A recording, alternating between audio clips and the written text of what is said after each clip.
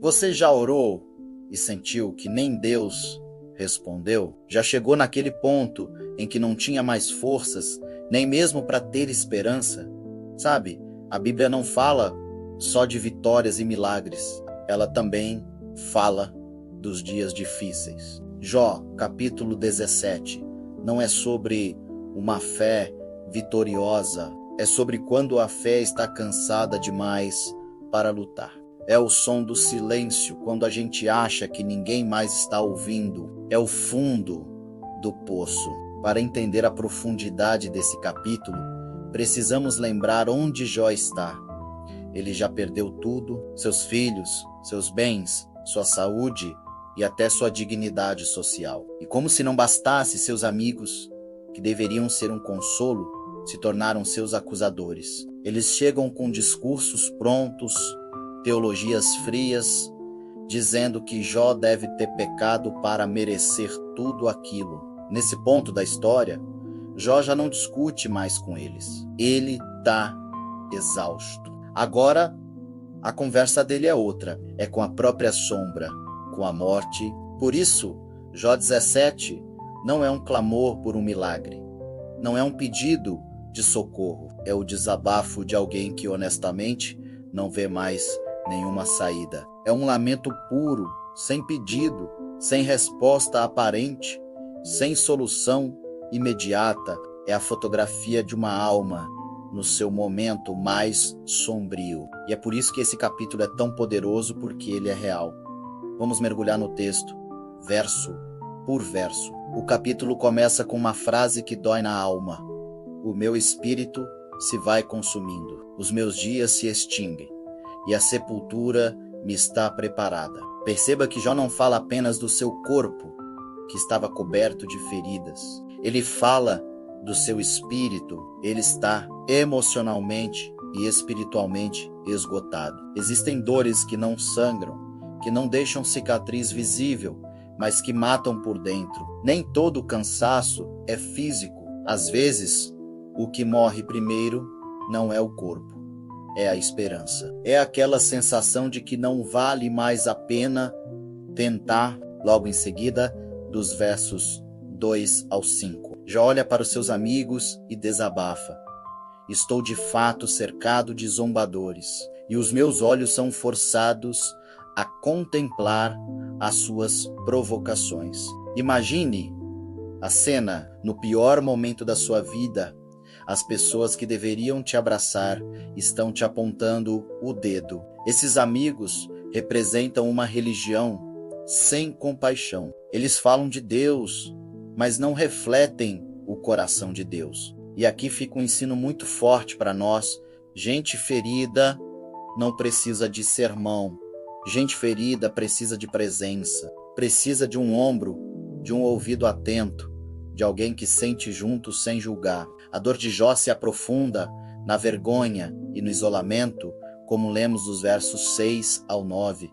Ele diz: Deus me fez um provérbio dos povos. Tornei-me um em cujo rosto se cospe. Jó, que antes era o homem mais respeitado do Oriente, agora é motivo de piada.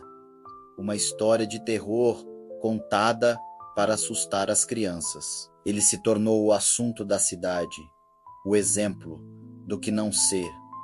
A dor prolongada isola. O sofrimento sem uma resposta clara gera julgamento das pessoas ao redor. E aqui eu te convido a uma reflexão sincera.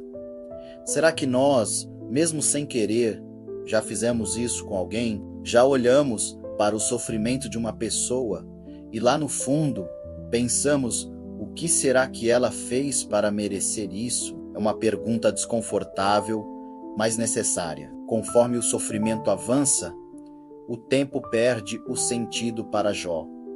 Nos versos 10 a 12, ele descreve essa confusão. Eles transformam a noite em dia, e a luz, dizem eles, está perto das trevas. Para quem está sofrendo profundamente, o tempo se distorce. A noite não traz descanso e o dia não traz esperança. Cada dia parece uma repetição infinita do anterior. Cada noite parece eterna. Se você já passou por uma depressão, por um luto pesado ou por uma crise de ansiedade, talvez você entenda exatamente o que Jó está sentindo aqui. É a perda das âncoras que nos dizem que o amanhã pode ser diferente. E então, chegamos ao fundo do poço. Dos versos 13 ao 16, Jó abraça a sua única certeza aparente. Ele diz: se aguardo, a sepultura será a minha casa. Nas trevas estenderei a minha cama, ao abismo clamo, tu és meu pai, e aos vermes. Vocês são minha mãe e minha irmã. Ele está tão sem esperança que ele começa a se familiarizar com a morte. Ele a chama de casa, de pai, de mãe. É o ponto mais baixo. E aqui está algo extremamente importante. Jó não está blasfemando. Ele não está amaldiçoando a Deus. Ele está sendo brutalmente honesto com a sua dor. E essa é uma das maiores lições do livro de Jó. Deus não rejeita a oração quebrada. Ele não se ofende com a nossa honestidade. O que Deus rejeita é a oração falsa, o louvor de plástico, a fé que finge que não dói. Jó nos ensina que podemos levar nosso coração partido, confuso e até irritado para Deus.